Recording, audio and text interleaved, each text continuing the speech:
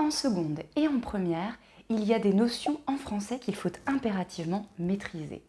Le problème, c'est qu'elles ont parfois des noms qui se ressemblent.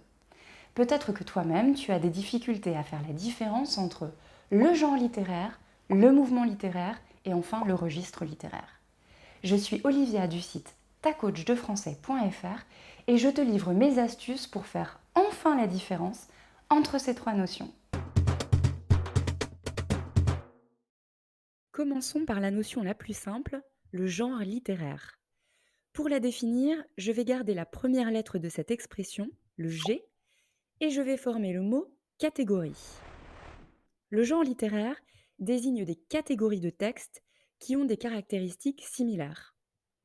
Une même présentation visuelle, une même structure. Prenons l'exemple du roman.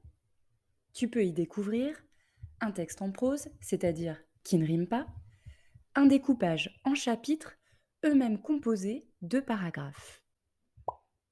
Dans des textes poétiques, au contraire, tu trouveras un texte en prose, ou qui rime cette fois-ci, un découpage sous forme de poèmes, qui seront dotés d'un titre, composés eux-mêmes de strophes et non plus de paragraphes. Voici une sélection de genres littéraires. Le conte, la poésie, la nouvelle, la pièce de théâtre, le roman, etc. Voyons maintenant le mouvement littéraire. Pour définir cette notion, je vais garder les deux premières lettres et former le mot mode. Le mouvement littéraire désigne une sorte de mode littéraire. Elle réunit, durant une période donnée, un siècle ou une partie de siècle, un groupe d'écrivains. Ils revendiquent les mêmes règles d'écriture et une vision commune du monde. Le mouvement des Lumières au XVIIIe siècle. Les philosophes des Lumières vont avoir recours au même procédé de l'argumentation, par exemple des figures de l'insistance comme des anaphores, des énumérations, etc. Ils vont également lutter contre l'injustice sociale ou contre la censure et l'ignorance. Comme toute mode qui se respecte, elle ne dure pas. Elle bouge, elle change, elle est donc en mouvement. Voyons enfin le registre littéraire. Cette fois, je vais conserver la dernière lettre de registre et former le mot effet.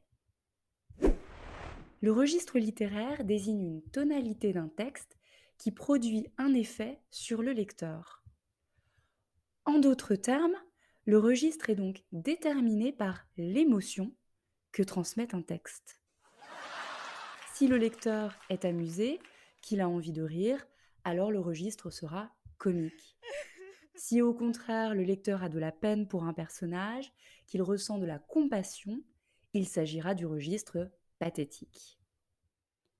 Petit récap en moins de 15 secondes, c'est promis. Quand on regarde la présentation visuelle d'un texte, on repère la catégorie ou le genre littéraire. Quand on regarde le siècle de publication d'un texte ou les thèmes qu'il aborde, on repère le mouvement littéraire. Enfin, quand on se concentre sur l'effet produit sur le lecteur, on repère le registre littéraire. Ta coach de français, elle aussi, a besoin de soutien. Si cette vidéo t'a plu, n'hésite pas à mettre un petit pouce levé et à aller regarder mon site tacoachdefrançais.fr. À bientôt!